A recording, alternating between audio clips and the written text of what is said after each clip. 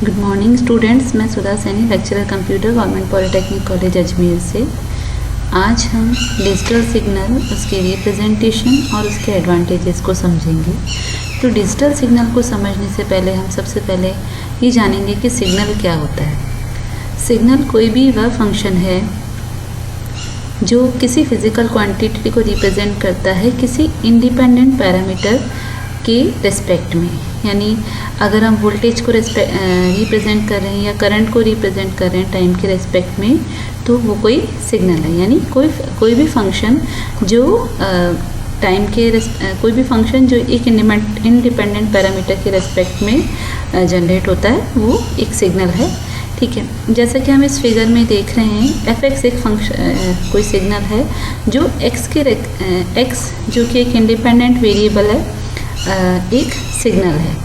ठीक है, fx एक सिग्नल है जो x के रेस्पेक्ट में वैल्यू दे रहा है। अच्छा, इलेक्ट्रिकल और इलेक्ट्रॉनिक्स में signal is a variation of electrical quantity with time. यानी इलेक्ट्रिकल और इलेक्ट्रॉनिक्स में सिग्नल क्या है? इलेक्ट्रिकल क्वांटिटी I और V के वेरिएशन है टाइम के रेस्पेक्ट में। यानी टाइम के रेस्पेक्ट में करंट और वोल्टेज कैसे चेंज होता है, ये वेरिएशन हम इलेक्ट्रिकल इलेक्ट्रॉनिक्स में बताते हैं। इलेक्ट्रिकल इलेक्ट्रॉनिक्स के सिग्नल्स में हम बताते हैं। अगर कोई भी करंट या वोल्टेज टाइम के रेस्पेक्ट में सेम रहता है तो हम उसे सिग्नल नहीं कहेंगे, बल्कि वो एक डीसी है, उसे हम सिग्नल नहीं कह रहे हैं। अगर उसमें कोई वेरिएशन नहीं हो रहा है टाइम के रेस्पेक्ट में, या हम कहें किसी भी इंडिपेंडेंट पैरामीटर के रेस्पेक्ट में उसमें कोई वेरिएशन नहीं है, तो हम उसे सिग्नल नहीं कहेंगे अगर उसकी कोई फिक्स वैल्यू है तो। ठीक है, अब सिग्नल, ये डिजिटल सिग्नल क्या होते हैं? जैसा हम जानते हैं, सिग्नल दो तरीके के होते हैं, एक एनालॉग सिग्नल और एक डिजिटल सिग्नल। डिजिटल सिग्नल क्या है? किसी भी डेटा को डिस्क्रीट वैल्यूज़ के सीक्वेंस में जब हम रिप्रेजेंट करते हैं तो हम उसे डिजिटल सिग्नल कहते हैं। किसी भी गिवन टाइम पे, यानी टाइम इंस्टेंट पे, किसी भी टाइम इंस्टेंट पे ये सिर्फ एक वैल्यू ले सकता है, और वो वैल्यू किस में होगी? फाइनाइट नंबर ऑफ वैल्यूज़ में से एक होगी। यानी एक फिक्स रेंज में से एक वैल्यू ये किसी भी टाइम इंस्टेंट पे ले सकता है डिजिटल सिग्नल। ठीक है, तो हमने क्या करा? बेसिकली डेटा को हमने डिस्क्रीट वैल्यूज़ का एक सीक्वेंस बनाया है। डेटा को रिप्रेजेंट किया है हमने डिस्क्रीट वैल्यूज़ के सीक्वेंस से, जिसे हम डिजिटल सिग्नल कहते हैं। अच्छा, अब इसके विपरीत एनालॉग सिग्नल क्या है? एनालॉग सिग्नल में हमारे पास क्या है? कंटिन्यूस वैल्यू, यानी हर टाइम इंस्टेंट पे एक ना एक वैल्यू सिग्नल की एग्जिस्ट करेगी, जबकि डिजिटल में हर टाइम इंस्टेंट की वैल्यू नहीं है। हमारे पास डिस्क्रीट इंस्टेंट्स पे हमने डिस्क्रीट वैल्यूज़ ली हैं। ठीक है, तो हर एक टाइम इंस्टेंट पे हमारे पास एनालॉग सिग्नल में वैल्यू है, और हर एक टाइम इंस्टेंट, किसी भी टाइम इंस्टेंट पे ये एक रियल नंबर को प्रेजेंट करेगा। सिग्नल वैल्यू जो होगी वो रियल नंबर होगी, और एक कंटिन्यूस रेंज ऑफ वैल्यूज़ में से एक वैल्यू होगी। यानी हमारे पास कंटिन्यूस रेंज है वैल्यूज़ की, उसमें से एक वैल्यू हर एक टाइम इंस्टेंट पे एग्जिस्ट करेगी एनालॉग सिग्नल में। सिग्नल और डिजिटल सिग्नल थे। फिर हम डिजिटल सिग्नल या एनालॉग सिग्नल को, डिजिटल सिग्नल और एनालॉग सिग्नल को हम रिप्रेजेंट कैसे करते हैं? तो जैसा कि हम यहाँ पे देख रहे हैं कि जो हमारा एनालॉग सिग्नल है, टाइम के रिस्पेक्ट में हमें यहाँ पे कंटिन्यूस वैल्यूज़ मिल रही है। अगर आप किसी भी टाइम इंस्टेंट को देखेंगे तो एक ना एक वैल्यूज़ की यहाँ पे हमारे पास एग्जिस्ट कर रही है। जबकि हम डिजिटल सिग्नल को देखेंगे तो हमने देखा कि यहाँ पे हमने पूरे सिग्नल को हमने क्या किया है? सैंपल कर लिया है। यानी कि हमारे पास जो भी वैल्यूज़ थी सिग्नल की, उसको हमने क्या करा है कि या तो उसे हमने ज़ीरो का यानी रेफरेंस लेवल पे रखा है, या हमने उसे 1 का है। ये हमारा एक बाइनरी सिग्नल है, यानी हमारे पास जो भी वैल्यूज़ हैं हमने उसको दो तरीके के वैल्यू दिए, या तो वो 0 है या फिर वो 1 है। यानी या तो मिनिमम पे है या वो मैक्सिमम पे है। तो हमने क्या करा?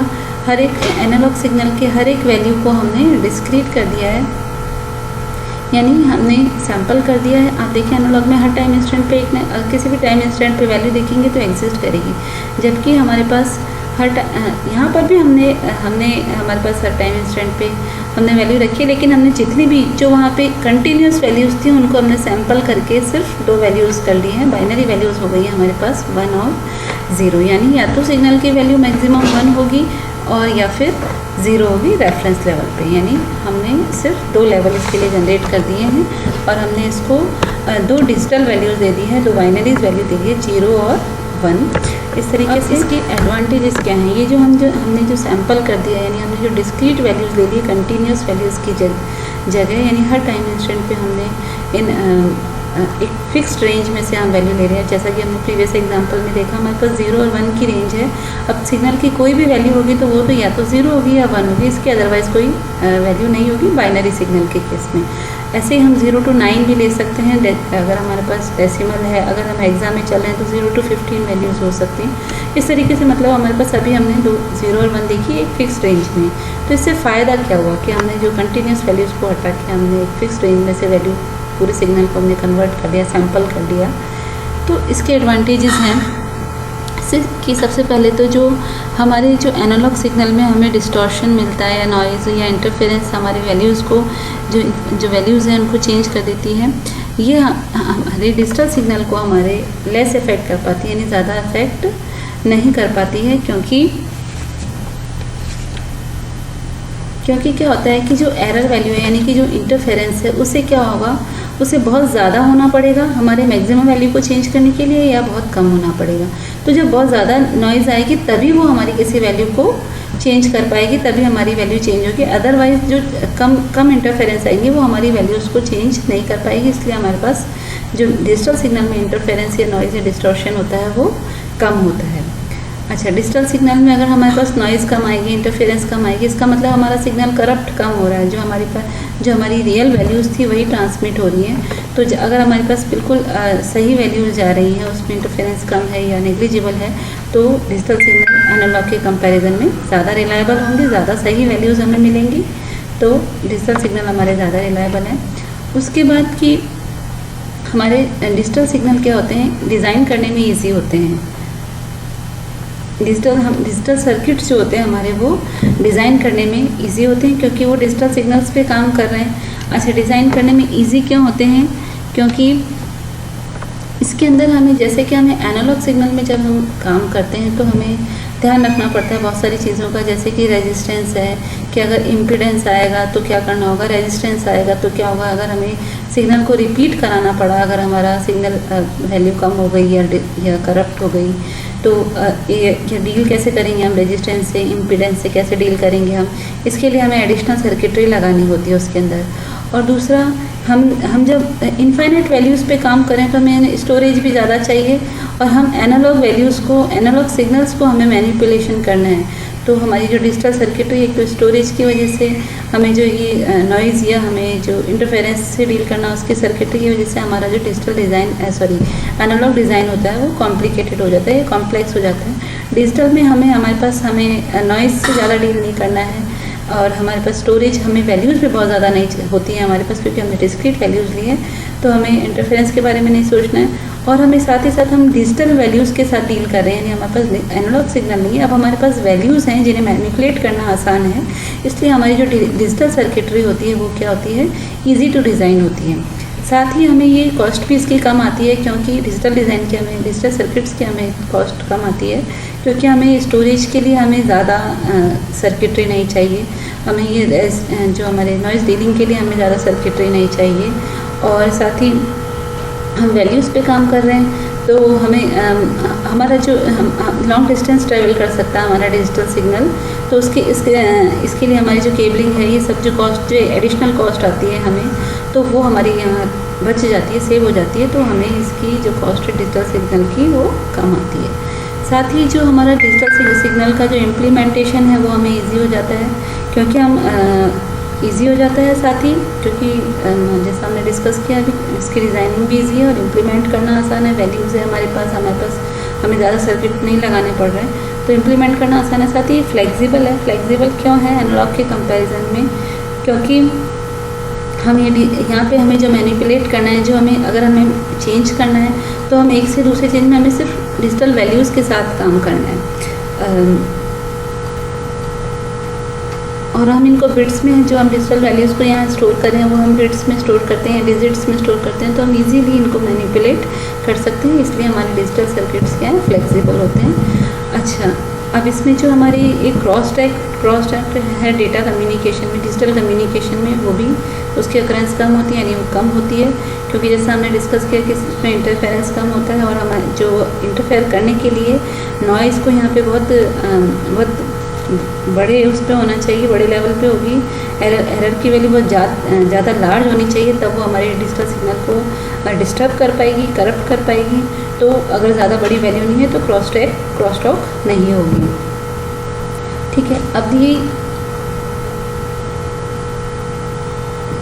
हमारा जो सिग्नल है वो अनऑल्टर्ड रहता है, चेंज नहीं होता है। जैसा हमने कहा कि डिस्टर्बेंस हमारी जो होती है वो उसको हाई वैल्यू होनी चाहिए तभी वो डिस्टर्ब कर पाएगी, इसलिए ऑल्टरेशन इसमें डिफ़िकल्ट होता है। और जो एरर अकरेंस की अच्छा, अगर हमारे एरर आती है डिजिटल सिग्नल में तो हम इसको रिड्यूस कर सकते हैं एरर डिटेक्टिंग कोड और एरर करेक्टिंग कोड अप्लाई करके। एरर डिटेक्टिंग कोड होते हैं जिनसे हम एरर को डिटेक्ट करते हैं, और एरर करेक्टिंग कोड्स वो होते हैं जिनके थ्रू हम एरर्स को करेक्ट करते हैं। यानी अगर कोई मान लो हमारी बिट कोई करप्ट हो गई है ट्रांसमिशन की ड्यूरेशन में, तो हम उसको डिटेक्ट करने के बाद हम उसको एरर करेक्टिंग कोड से उसको सही वैल्यू पुट कर सकते हैं। तो अगर हमारी कोई एरर आती है तो डिजिटल सर्किट में, डिजिटल ट्रांसमिशन में, सिग्नल में पॉसिबल है कि हम उसको डिटेक्ट कर लें एरर्स को और उसको करेक्ट कर लें, जो हम एनालॉग में नहीं कर पाते हैं। उसके बाद जो हमारा जो सिग्नल प्रोसेसिंग फंक्शन जो हैं डिजिटल सर्किट में, हमारे ये वाले एनक्रिप्शन और डिक्रिप्शन और कंप्रेशन, ये एम्प्लॉय करना हमारे लिए आसान होता है, क्योंकि हम बिट्स पे काम कर रहे हैं तो बिट्स को हम कन्वर्ट कर सकते हैं, कोडेड फॉर्म में भेज सकते हैं, कंप्रेस करके हम उसको जिप करके भेज सकते हैं, यानी जो ज़्यादा साइज़ की जो फाइल्स हैं उनको हम कम साइज़ में भेज सकते हैं, और उसके लिए हमें कम स्टोरेज लगेगा और कम हमें ट्रांसमिशन भी हमें कम करना पड़ेगा। तो ये हम डिजिटल सिग्नल पे कर पाते हैं, तो इसलिए ये भी हमारे डिजिटल सिग्नल का एक एडवांटेज है। और ये एनक्रिप्शन डिक्रिप्शन क्यों करते हैं हम? सीक्रेसी मेंटेन करने, तो इजीली जो सीक्रेसी मेंटेन करना डिजिटल सर्किट्स में आसान होता है। अगर हम डिजिटल सिग्नल्स यूज़ कर रहे हैं तो हम डिजिटल सर्किट्स के थ्रू ये सीक्रेसी मेंटेन हम कर सकते हैं, और एनक्रिप्शन डिक्रिप्शन सीक्रेसी अप्लाई कर सकते हैं इनके थ्रू, और कंप्रेशन हम फाइल्स को साइज़ को हम कम करके भेजते हैं, हमें स्टोरेज रिक्वायरमेंट कम होगी और ट्रांसमिशन में हमें स्पीड अच्छी मिलेगी। साथ ही कंबाइनिंग, अच्छा, जो हमारा ये डिजिटल सिग्नल में हम जानते हैं कि हम डिजिटल सिग्नल्स पे जब हम काम करते हैं तो PDM हम यूज़ करते हैं, और एनालॉग सिग्नल के लिए हम FDM यूज़ करते हैं। तो ये हम क्यों यूज़ करते हैं? हम टाइम जब हमें एक ही चैनल के थ्रू हमारा सिग्नल भेजना होता है तो हम TDM और FDM यूज़ करते हैं। तो TDM जो होती है वो ईजियर होती है FDM के कंपैरिजन में। वो क्यों होती है? क्योंकि हम जानते हैं कि FDM में हम क्या करते हैं, हम फ्रीक्वेंसी स्लॉट्स अलाउड करते हैं सिग्नल एलिमेंट्स को, यानी एक ही चैनल के थ्रू हम डिफरेंट स्लॉट्स बनाएंगे और उनके थ्रू हम हमारे सिग्नल्स को भेजेंगे। यानी हर एक फ्रीक्वेंसी के लिए हमारे पास हर सिग्नल के लिए हमारे पास एक फ्रीक्वेंसी स्लॉट होता है। तो चैनल तो हमारा वही है और हमने स्लॉट्स डिवाइड कर लिए। तो हमें क्या करना पड़ता है, अब इसमें अगर एक ही चैनल के थ्रू डिफरेंट स्लॉट्स बनाए हैं और हमारा फ्रीक्वेंसी हमने दी है, तो क्या होगा कि जो डिफरेंट फ्रीक्वेंसी वहाँ पे ट्रैवल कर रही हैं वो उनमें इंटरफेरेंस हो सकता है। तो वहाँ पे हमें अनयूज्ड फ्रीक्वेंसी स्लॉट्स भी हमें देने पड़ते हैं, हमें वर्ड हमें छोड़ने पड़ते हैं। तो यहाँ हमें इंटरफेरेंस का ध्यान रखना पड़ता है, तो ये थोड़ी कॉम्प्लिकेटेड होती है। टाइम डिवीज़न में हम क्या करते हैं, हम टाइम स्लॉट्स बांटते हैं डेटा के लिए। तो हर टाइम पे अलग अलग हमारा जो स्लॉट्स के हिसाब से हमारा डेटा ट्रांसमिशन होता है, तो वो इजी होता है क्योंकि हमें वहाँ इंटरफेरेंस का ध्यान नहीं रखना पड़ता, हमें स्लॉट्स खाली नहीं छोड़ने पड़ते, जैसे कि हमें वहाँ फ्रीक्वेंसी स्लॉट खाली छोड़ने पड़े थे। तो ये थोड़ी इजी होती है, कॉम्प्लेक्स नहीं होती है। दूसरा हमारा जो है कि हम एनालॉग सिग्नल के कंपैरिजन में डिजिटल सिग्नल को आसानी से सेव कर सकते हैं और रिट्रीव कर सकते हैं। जैसा हमने देखा कि हमारे बिट्स की फॉर्म में होते हैं, डिजिट्स की फॉर्म में होते हैं, तो इन्हें मैनिपुलेट करना भी आसान है, और ये वैल्यूज़ में हमारे पास कम है तो इन्हें सेव करना भी आसान है। और रिसीविंग एंड पे हम इन बिट्स को आराम से रिट्रीव कर सकते हैं, सेव कर सकते हैं, है ना। और एनालॉग सिग्नल में हमारे पास क्या होते हैं, एनालॉग सिग्नल एलिमेंट होते हैं। अब उन्हें आप कैसे सेव करेंगे और किस तरीके से हम उन्हें रिट्रीव करेंगे, उसका एक पर्टिकुलर मेथड है। तो हमारे लिए एनालॉग सिग्नल्स को रिट्रीव करना और सेव करना थोड़ा मुश्किल होता है। दूसरा, जो हमारे सिमिलर डिवाइसेस में अगर सेम नंबर ऑफ़ पर्पसेस के लिए हम यूज़ कर सकते हैं, क्योंकि इनमें जनरली हम जो एनकोडिंग टेक्निक्स यूज़ करते हैं वो हमारी कॉमन होती है, तो हम हमारे लिए डिजिटल सिग्नल में ये आसानी रहती है कि हम सिमिलर डिवाइसेस के साथ मल्टीपल काम हम ले सकते हैं। तो स्टूडेंट्स, ये थे हमारे डिजिटल सिग्नल, हमारा सिग्नल क्या होता है, हमारे डिजिटल सिग्नल, एनालॉग सिग्नल क्या होते हैं, और उनमें उनकी क्या क्या मतलब डिजिटल सिग्नल्स की उनमें क्यों ज़्यादा इफ़ेक्टिव है, ज़्यादा हमारे इसके क्या क्या एडवांटेजेस हैं, उनको कैसे रिप्रेजेंट किया जाता है, ये हमने आज देखा था। Thank you.